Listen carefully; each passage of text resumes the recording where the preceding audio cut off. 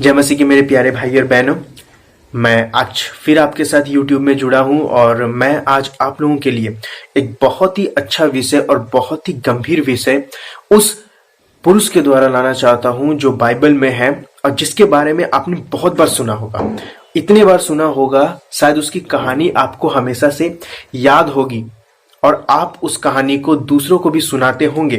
लेकिन मैं आज जिस रीति से उस चीज को आपके पास लाऊंगा और जिस रीति से परमेश्वर ने मुझे समझने के लिए मदद किया है, शायद ही आपने कभी भी परमेश्वर का ऐसा अनुग्रह पाया होगा। क्योंकि मुझे आज एक बहुत ही असमंजस तरीके से आप कह सकते हैं कि परमेश्वर ने इसे मुझे समझने के लिए मदद किया। जब मैं किसी दूसरे को वचन बता रहा था, परमेश्वर ने ये चीज मुझे समझने के लिए मदद किया है और आप इसको जरूर सुनिए अच्छे से ताकि आपको समझ में आए।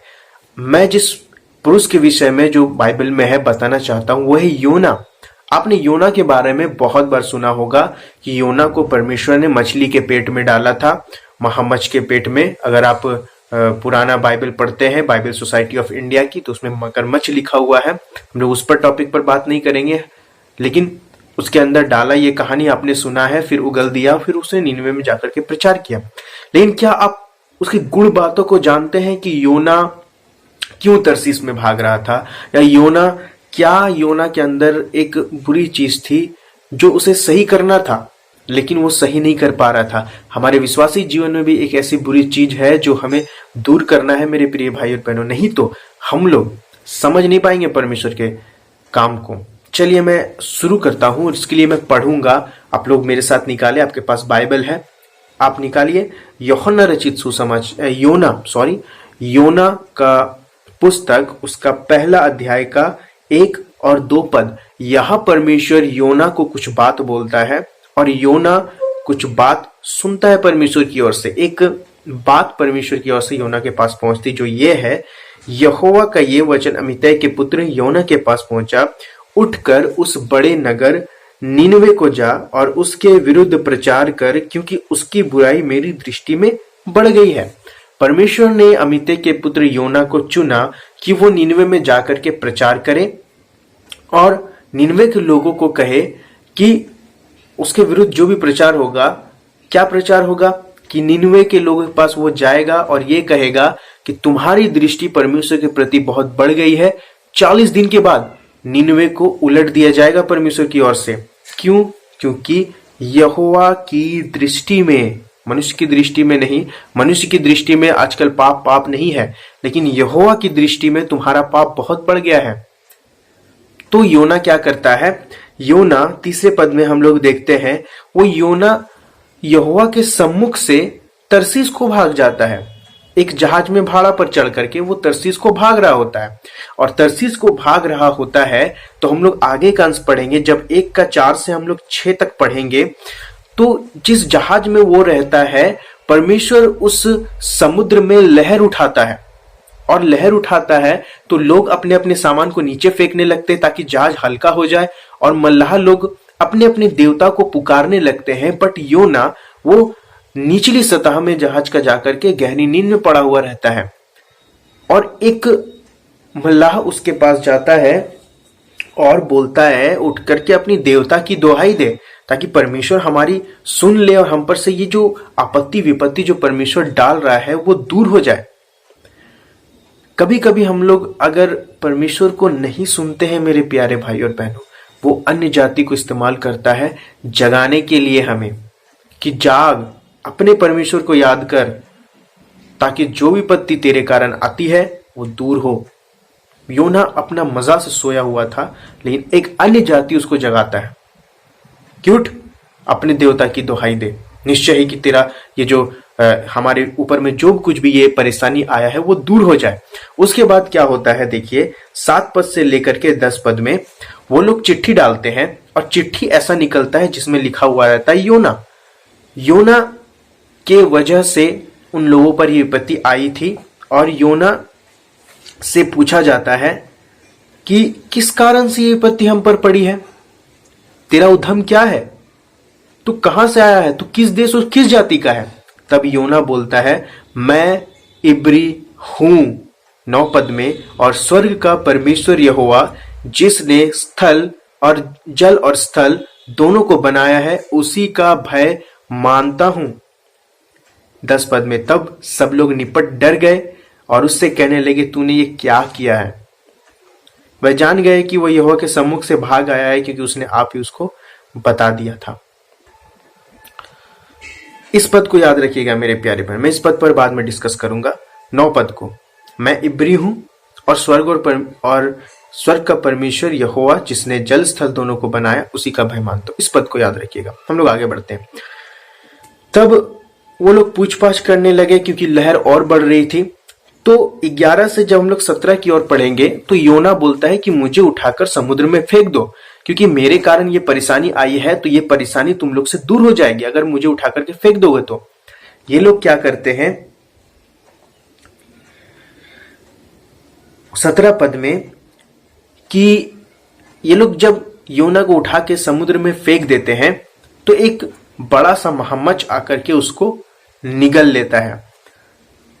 क्या आप ऐसी परेशानी में है मेरी प्रिय भाई और बहन कि आपको लगता है कि मेरे सामने कोई उपाय नहीं है, मैं अब कुछ कर नहीं सकता? परमेश्वर ने योना को, जब योना ने परमेश्वर से भागा और वो कहा कि मुझे फेंक दो, क्या योना के दिमाग में यह चल रहा था कि परमेश्वर ने कोई उपाय लगा के रखा होगा मुझे बचाने का? नहीं, लेकिन परमेश्वर ये उपाय रखा था कि जैसे ही योना फेंक दिया जाएगा, एक महामच्छ, जो कि आज हम लोग कंपेयर करें, मैं कंपेयर नहीं करना चाहता, बस मैं ये बताना चाहता हूं, आपने शार्क के बारे में सुना होगा, व्हेल के बारे में सुना होगा। इतनी बड़ी मछलियां थी कि वो इंसानों को भी खा जाती है, फाड़ देती है इंसानों के मांस को। लेकिन वो महामच्छ वहां पर गया और एक इंसान को अपने अंदर रखा परमेश्वर की आज्ञा से, और क्या करता है, उसको निगल लिया और 3 दिन 3 रात योना उसके पेट में रहा। और दूसरा अध्याय का पहला पद में हम लोग ये पढ़ते हैं, और दूसरा पद में, तब योना ने उसके पेट में से अपने परमेश्वर यहोवा से प्रार्थना करके कहा, मैंने संकट में पड़े हुए यहोवा की दुहाई दी और उसने मेरी सुन ली है। अधोलोक के उदर में से मैं चिल्ला उठा और तूने मेरी सुन ली। योना अंदर से प्रार्थना करता है, उस महामच्छ के अंदर से ये प्रार्थना करता है कि परमेश्वर, मैं यहां पर एक अधोलोक में पड़ा हुआ जैसा हूं, मुझे यहां से निकालिए। तू मेरी सुन लेता है, तूने मेरी प्रार्थना सुनी। इस प्रकार से वो प्रार्थना किया योना। और 10वां पद में, 2 का 10वां पद में, और यहोवा ने महामच्छ को आज्ञा दी और उसने योना को स्थल पर उगल दिया। वो प्रार्थना करता है और वो महामच्छ 3 दिन 3 रात के बाद सुबह को स्थल में उगल देता है योना को। परमेश्वर काम देखिए, परमेश्वर जिसको चुनता है मेरे प्यारे भाई और बहन, अगर वो अपने काम से भागता है तो परमेश्वर ऐसी परिस्थिति उसके सामने लाएगा कि उससे तो समझ में नहीं आएगा कि उसके साथ हो क्या रहा है, बट परमेश्वर आगे से उसके लिए सब तैयार रखता है, उपाय रखता है। इस चीज को याद है, क्योंकि परमेश्वर जिससे अपना काम करवाना चाहता है, वो चाहे अपने काम से भागे, परमेश्वर उसको अपना काम करवाएगा। अब आगे हम लोग देखते हैं 3 पद में, 1 पद 3 का 1 में और 2 में। तब यहोवा का ये वचन दूसरी बार योना के पास पहुंचा, उठकर बड़े नगर निनवे को जा और जो बात मैं तुझसे कहूंगा उसका उसमें प्रचार कर। पहला बार योना के पास वचन कब पहुंचा था? 1 अध्याय 1 और दूसरा वचन में। दूसरी बार योना के पास परमेश्वर का वचन कब पहुंचा? 3 अध्याय 1 पद और 2 पद में। योना का प्रचार, योना का निनवे का 3 दिन का मार्ग था, और 3 दिन के मार्ग में 4 पद में हम लोग पढ़ते हैं, और योना ने नगर में प्रवेश करके 1 दिन की यात्रा पूरी की और यह प्रचार करता गया, आज अब से 40 दिन के बीतने पर निनवे उलट दिया जाएगा। तब निनवे के मनुष्यों ने परमेश्वर के वचन की प्रतीति की और उपवास का प्रचार किया गया, और बड़े से लेकर छोटे तक सबों ने टाट ओढ़ा। तब ये समाचार नीनवे के राजा के कान में पहुंचा और उसने सिंहासन पर से उठ अपना राजकीय ओढ़ना उतार कर टाट ओढ़ लिया और राख पर बैठ गया। 7 पद। और राजा ने प्रधानों से सम्मति लेकर नीनवे में इस आज्ञा का ढिंढोरा पिटवाया कि क्या मनुष्य, क्या बैल, गाय बैल, क्या भेड़ बकरी या और पशु, कोई कुछ भी ना खाए, वे ना खाए और ना पानी पिए। 8 पद। और मनुष्य और पशु दोनों टाट ओढ़े और वे परमेश्वर की दोहाई चिल्ला चिल्ला कर दें और अपने कुमार्ग से फिरे और उस उपद्रव से जो वे करते हैं पश्चाताप करें। संभव है परमेश्वर दया करे और अपनी इच्छा बदल दे और उसका भड़का हुआ कोप शांत हो जाए और हम नाश होने से बच जाए। जब योना वहां प्रचार किया, मेरे प्रिय भाई और बहन, बहुत लोग ये समझते हैं कि परमेश्वर यहाँ बदल गया, लेकिन मैं आपको बताना चाहता हूँ परमेश्वर नहीं बदला। परमेश्वर दयालु है। जब उसने कहा योना को जाकर के प्रचार कर कि 40 दिन के अंतर्गत में अगर 40 दिन में निनवे उलट दिया जाएगा, तो उसके अंदर एक बात छुपा था। अगर वह अपने मन को फिराते तो परमेश्वर माफ करेगा। ये अंदर में छिपा हुआ था परमेश्वर का। ये बात समझने का जरूरत था योना को, लेकिन योना समझ नहीं पाया। और यहां हम देखते हैं कि सब लोगों ने क्या किया, परमेश्वर के वचन की प्रतीति की। राजा तक ने अपने लोगों को, यहां तक कि जानवरों को आज्ञा दी कि सब टाट ओढ़े, और उन्होंने पश्चाताप कैसे किया मेरे प्यारे भाई और बहन, लिखता है चिल्ला चिल्ला करके। उन्होंने परमेश्वर का दोहाई दिया। उन्होंने कहा होगा परमेश्वर मेरे गुनाह को माफ कर दीजिए, हम अब तक अपने राह पर चल रहे थे, मेरे गुनाह को माफ कीजिए। तो परमेश्वर क्या करता है 10वां वचन में, जब परमेश्वर ने उनके कामों को देखा कि वे कुमार्ग से फिर रहे हैं, तब परमेश्वर ने अपनी इच्छा बदल दी और उनकी जो हानि करने की ठानी थी उसको ना किया। यहाँ वर्ड पर अगर आप ध्यान देंगे तो लिखा है परमेश्वर ने अपनी इच्छा बदली, लेकिन अब जब इसको समझेंगे तो यहाँ ये है कि परमेश्वर ने उनके गुनाहों को माफ किया, क्योंकि वे सच्चाई से फिर रहे, सच्चाई एक्सेप्ट करके परमेश्वर के मार्ग में फिर रहे थे। वो गुनाह को छोड़ करके जो वो करते थे अपने मन के मुताबिक। योना को इस बात से बड़ा दुख होता है मेरे प्यारे भाइयों बहनों। क्यों दुख होता है, आइए हम लोग पढ़ते हैं क्यों परमेश्वर से योना गुस्सा हो जाता है। 4 पद में, 4 अध्याय में। तब यह बात योना को बहुत बुरी लगी और उसका क्रोध भड़का और उसने यहोवा से ये कहकर प्रार्थना की, हे यहोवा, जब मैं अपने देश में था तब क्या मैं यही बात ना कहता था? इसी कारण मैंने तेरी आज्ञा सुनते ही तरसीस को भाग जाने के लिए फुर्ती की, क्योंकि मैं जानता था कि तू अनुग्रहकारी और दयालु परमेश्वर है और विलंब से कोप करने वाला, करुणा निधान है और दुख देने से प्रसन्न नहीं होता।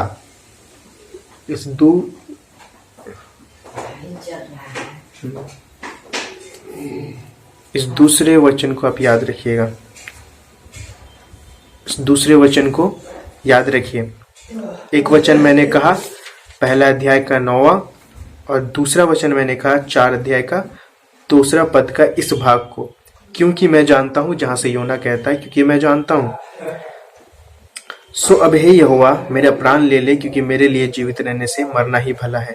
यहोवा ने कहा, तेरा जो क्रोध भड़का है क्या वो उचित है? तो योना का क्या करता है, पूर्व की ओर जाकर के बैठ जाता है एक छप्पर के नीचे में। 6 पद, 7 पद, 8 पद, 9 पद में और 10 और 11 वचन। परमेश्वर एक रेड़ का पेड़ उगाता है जो रात भर में उगता है और सुबह होते ही उस पर एक कीड़ा लगता है और कीड़ा क्या करता है, उसको ऐसा काटता है कि वो सूख करके मर जाता है। तो योना फिर से कहने लगता है, परमेश्वर इससे अच्छा था तो मैं मर जाता। कई बार लोगों के दिमाग में यही आता है मेरे प्यारे भाई और बहन कि मरना ज्यादा आसान है जिंदा रहने से। सही बात नहीं है।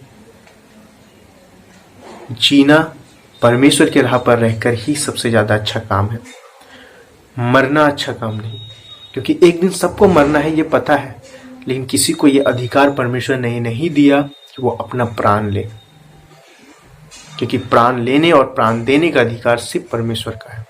और जो अपने साथ ऐसा करते हैं वो कायर होते हैं, वो मूर्ख होते हैं जो ऐसा करते हैं। तो योना सोच रहा था इससे अच्छा मैं मर जाऊं। तो उसके बाद क्या होता है, परमेश्वर उसे समझाता है कि तेरा क्रोध उचित है या नहीं। 10 पद में, तब यहोवा ने कहा, जिस रेड़ के पेड़ के लिए तूने कुछ परिश्रम नहीं किया, ना उसको बढ़ाया, जो एक ही रात में हुआ और एक ही रात में नाश भी हुआ, उस पर तूने तरस खाई है। फिर ये बड़ा नगर नीनवे, जिसमें 1,20,000 से अधिक मनुष्य है, जो अपने दाहिने बाएं हाथों का भेद नहीं पहचानते, और बहुत घरेलू पशु भी उसमें रहते हैं, तो क्या मैं उस पर तरस ना खाऊं। हमारा परमेश्वर है ना प्यारे भाई और बहनों, वो दयालु है, करुणा निधान है। उसको योना भी जानता था। लेकिन मैं आप लोगों को एक बात पहले ही बता देना चाहता हूँ। पहला काम, अगर परमेश्वर से आप भाग रहे हैं योना की तरह, तो परमेश्वर आपको किसी भी उपाय से वापस लाएगा। और परमेश्वर अगर उपाय करता है, थोड़ा सा दर्द होता है, थोड़ा सा तकलीफ होता है उसमें, जिस प्रकार से योना का हुआ। आपका तकलीफ योना के तकलीफ जैसा नहीं होगा, लेकिन होगा। योना को जब पानी में फेंका जा रहा था, उसके सामने सूझ नहीं रहा था उसे क्या होने वाला है मेरे साथ, लेकिन परमेश्वर ने उपाय किया था। इस चीज को दिमाग में रखिए।